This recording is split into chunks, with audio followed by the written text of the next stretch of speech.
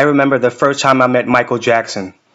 Um, it was during one of Sammy's performances. I had just ordered a Roy Rogers, and so I was playing with the cherries. Really wasn't paying attention to the show because I went to the show many times. But this one time in particular during the show, I heard the band play something I never heard before. Thought it was kind of weird, but I was still playing with the cherries. And all of a sudden, I heard Sammy sing, "Your bud is mine." And I was like, what did he just say? And I looked up at the stage, and there Sammy was singing Michael Jackson's Bad.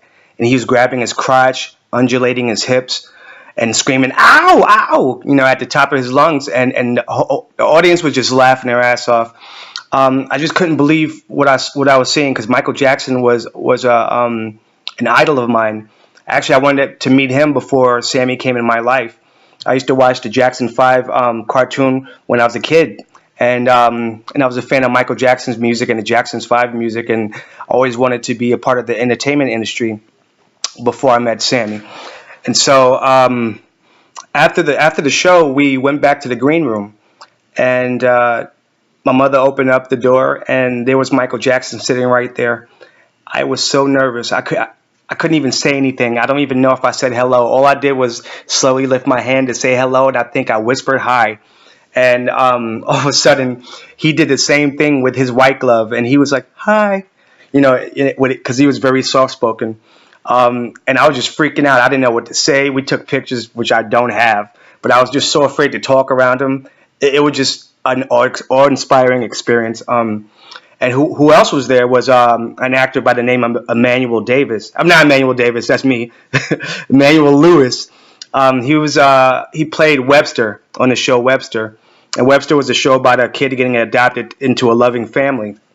And so that show and Different Strokes I used to watch as a kid because I used to compare it to the life I was living inside of when I was adopted. I was living in an abusive home.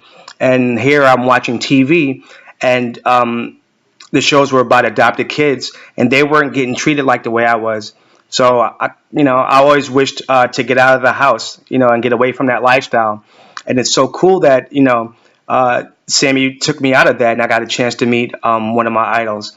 And so that was the first time I met Michael Jackson. The second time I met Michael Jackson, my mother took me to one of his concerts. When he was on the East Coast. It was like, I would say, kind of mid to late 80s. And during one of the songs, an usher came by and took me and a select few children from the audience, and they took us to the backstage area. I didn't know what was going to happen. So they gave us these earplugs, and all of a sudden they ushered us on stage. And I can actually say, we were all in a line, and I can actually say that we danced at a Michael Jackson concert on stage with him. And I remember during the song, he was giving everybody high fives. And when he got to me, he just turned around and kept doing the show. So I felt kind of slighted, and I kind of stopped dancing. But it was just so cool to be able to say I danced on stage with Michael Jackson. The third time I met Michael Jackson, and the last time I met him,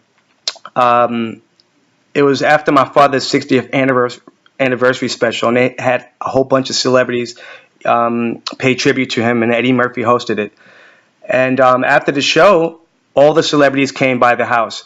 And so I didn't have to go to school those next 2 days. And it felt like a living wax museum, just walking through there. And I played Pac-Man with Mike Tyson. And he wound up leaving the party early with a lady I had a crush on, one of my mother's friends. And so I kind of stopped having a crush after that. But Eddie Murphy and Michael Jackson, I found, were great friends. I found them huddled behind one of my father's big doors in the living room. And I was just kind of startled. And he was like, "Shouldn't you be asleep?" But it was pretty cool, because in his comedy specials, he's always making fun of Michael Jackson. But in real life, they were good friends. But yes, that's the last time I saw him. Also, the cool part is I used to go to school with Jermaine Jackson Jr., Jermaine Jackson's son, and Jermaine Jackson and his wife used to come by the house all the time. And we used to go by their parents' house, Catherine and Joe Jackson. We used to go by their house all the time. I even dated the daughter of the man who produced the Jackson 5. His name was Hal Davis. Her name was Lamanda Davis. So I got my chance to meet, the Jacksons, and so like my dream had come true with that one. So that's my Michael Jackson story.